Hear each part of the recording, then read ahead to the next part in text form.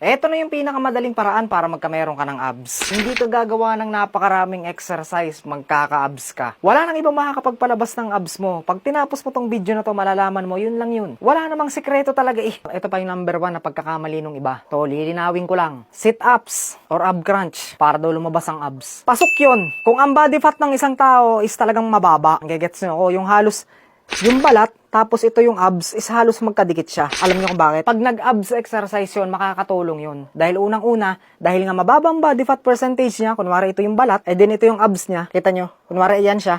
Pag nag-abs workout ka, madedevelop si abs. Lalaki siya, uulbok siya ng ganan. Kuha nyo. Pero hindi siya kagaya ng ibang muscle mo na talagang lumalaki ng sobra. Ang abs mo is hindi yan gaanong lumalaki ng talagang malaki. Yung parang chest natin, or ng back, or ng legs. Hindi siya ganun. Ngayon, edi lumaki siya. Magkaka-abs ba yung taong yun? Yes. Bakit? Dahil umpisa pa lang nag-abs workout siya, mababa na yung body fat percentage niya. Hindi ganun kalaki yung tiyan niya. Kaya makakatulong yung abs workout kung ganun yung sitwasyon mo. Pero to, sasabihin ko sa'yo, ito yung pagkakamali nung iba. Paano kunwari, ito yung abs mo.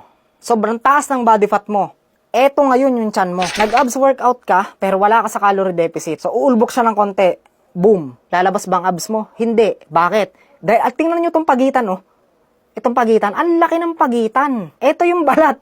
Ang laki ng pagitan. So, ang technique dyan is mag-abs workout ka pa rin. Tama yan, para matraining yung abs mo. And then, calorie deficit. Dahil pag itong tabang to, tinunaw mo, papalapit yan ng papalapit sa abs mo.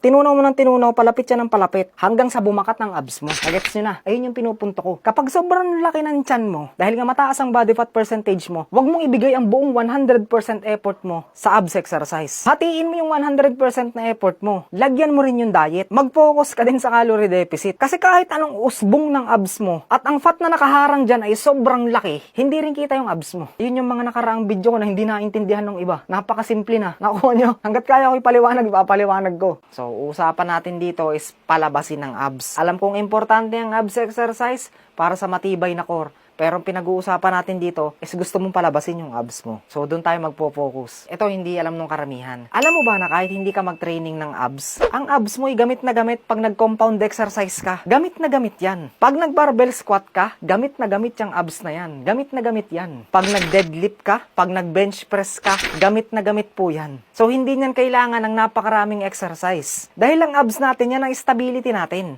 Pag wala kang abs, tataob ka.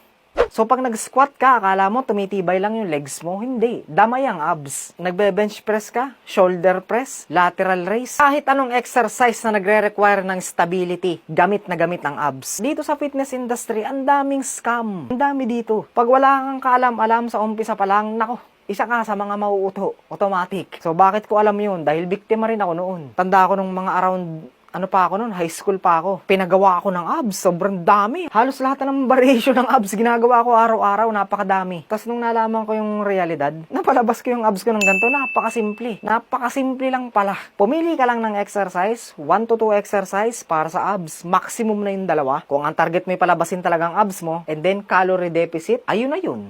Ayun na yun. Walang sikreto. Walang sikreto. Yung sinasabi nilang may mga kombinasyon pa na gagawin ka pag mag-a-abs ka, yung mga superset na tinatawag, hindi mo kailangan yun. Hindi mo kailangan yun. Maliban na lang kung nag-e-enjoy ka, di yun, gawin mo. Pero kung ang plano mo lang naman is talagang palabasin ang abs mo, hindi mo kailangan yung mga ganong fancy technique na tinatawag. So yun lang, sa mga hindi pa nakafollow sa akin, makikifollow na lang ako ng channel ko. Maraming salamat. Subscribe and follow Cloud's Fitness for more fitness content.